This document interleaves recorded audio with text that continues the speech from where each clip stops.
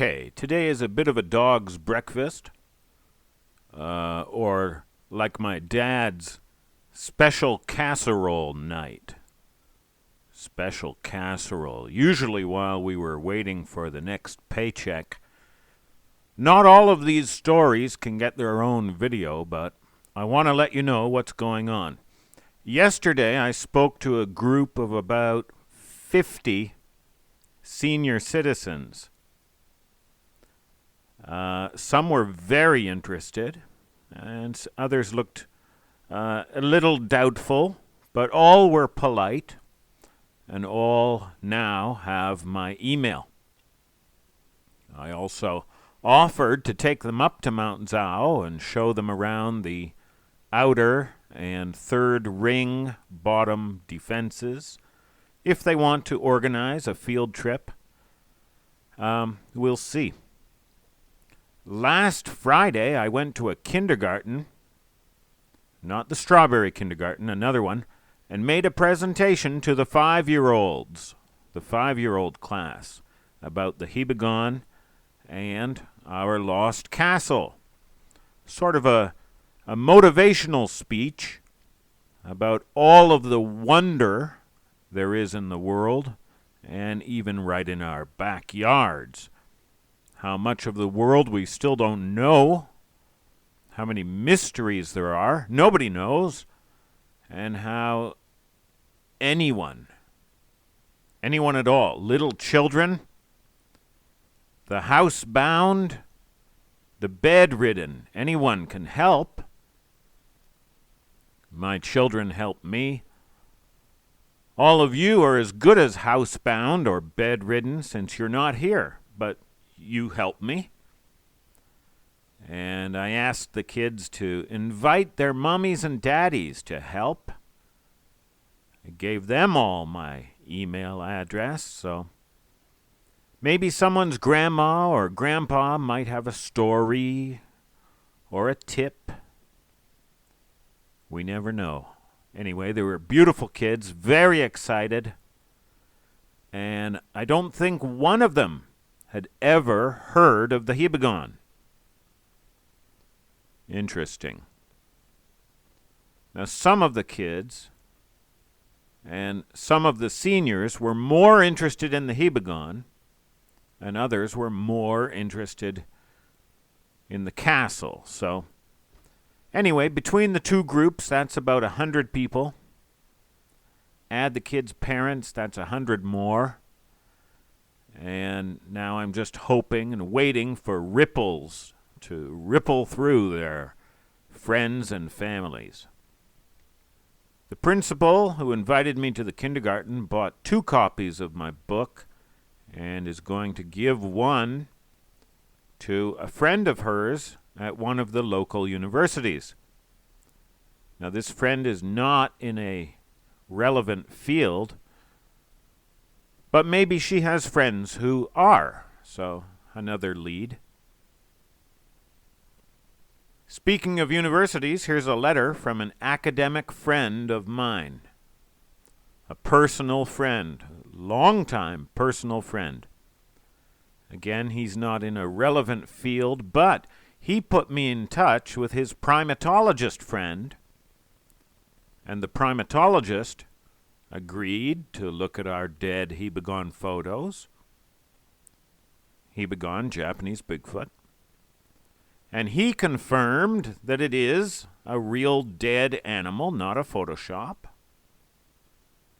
It is a primate, and it is an unidentified primate. And he hated to say it. Oh, he hated to say it.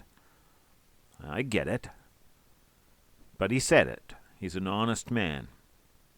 Anyway, my friend is watching our Mount Zhao castle discovery with great interest, and he writes in here, "Dear Mr. Brink, how was your research yesterday?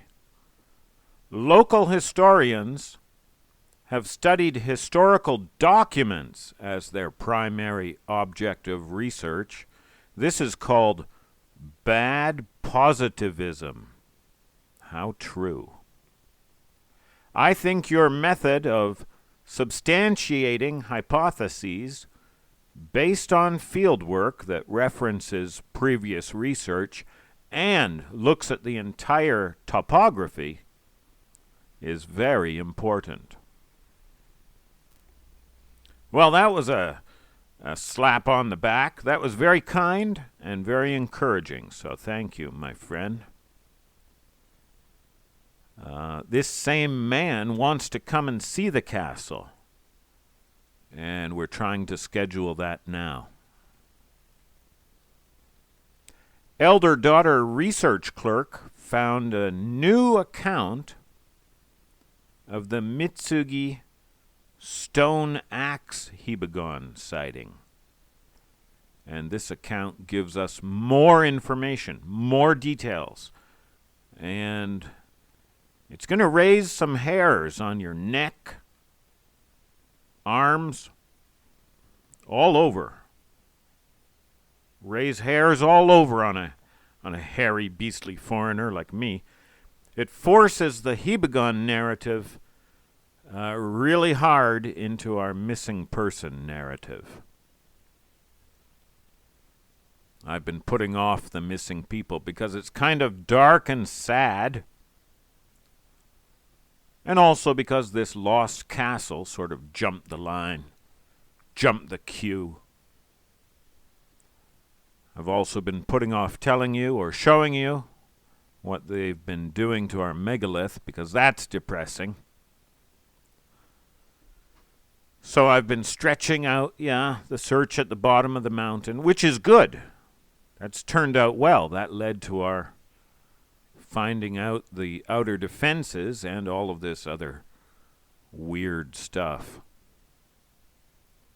Ryoichi wants to come and see it for himself. We're trying to find a good day. Ryoichi is in computers and automation, automating processes. So he is able to look at a thing and see all the steps that have to go into it. He's also a grown man. He has his own mind and opinions and judgments, and we're good friends. Someone might say, hey, Kyle, your posse of 13-year-old girls might not have had it in them to stand up to you. They might be too shy to tell you that all these moved around, placed and balanced, broken and peeled trees are just totally natural. Or you could be influencing them, bending their judgment your way with your hypnotic gaze. And 13-year-old girls might not have the background in physics or ecology or whatever, or the vocabulary needed to explain how all of these things are totally natural and normal. Well, Ryoichi is agreeing to come and see and think it backwards and give his own opinion. And I'm asking him, please tell me. Please explain to me how this tree peels itself, snaps its ends off, hops over here, stands itself up and balances itself against these other trees. Or, if the tree is not the agent, then who and how? Please, Ryoichi, please be our skeptical devil's advocate. And he thinks that'll be fun. I do too, so that's coming up. And I think he'll agree to be on camera. Teru, the neighborhood baker, is also interested. His boy is a history nut, and Teru the baker himself, is an adventurous fellow. Now my plan for him, for my academic friend too, is not to tell him anything about the weird stuff, the Hibagon art installation stuff. Just take him into that part of the mountain. First, see if he notices anything. If he doesn't, I'll point things out as if I'm seeing them for the first time, and check his reaction. Susan Ann asks if I put that Y stick back in the original hole. Yes, I did. I put it back just as I found it. Whether it's a megalith, a ruined castle wall, or a big fat stick jammed almost a foot in the earth, when I can't even press it in an inch, yes, I try to obey the Team Hibagon Prime Directive and not be a jerk, if I can help it. Whoever made that XXY, it meant something to him. He spent some pretty good time on it. He worked hard on it. I think it meant a lot to him. And next time we go, I want to show you and talk with you about the artist's preparation, deliberation, and standards.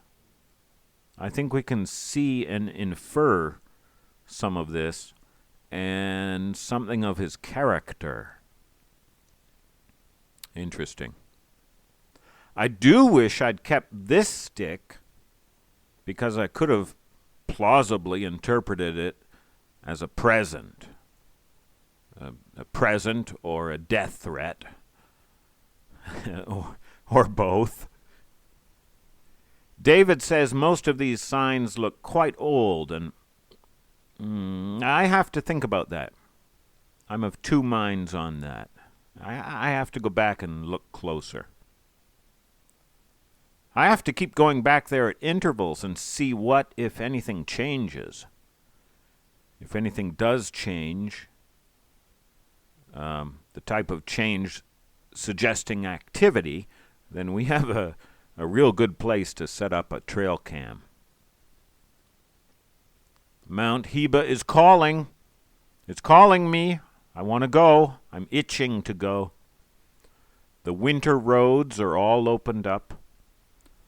We just need to free up some days, and we're working on that.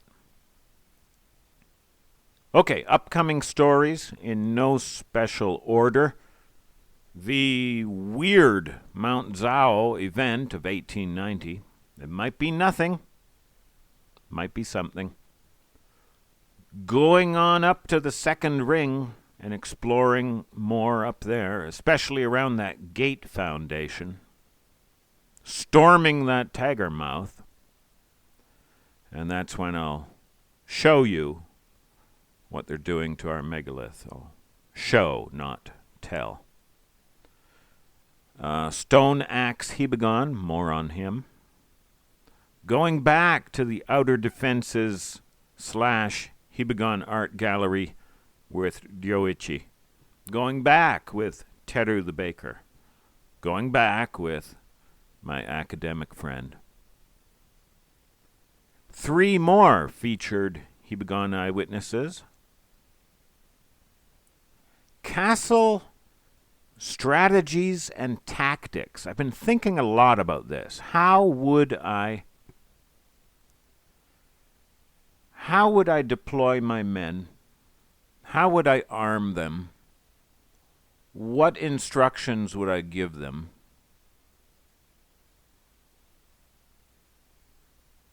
Of course, this doesn't say anything about how the original owner or general would have done it. Just how I would do it. And our spring trip up to Mount Heba. Okay, I've got a busy week. I'm sure you do too. I hope you have a good week, and I love you.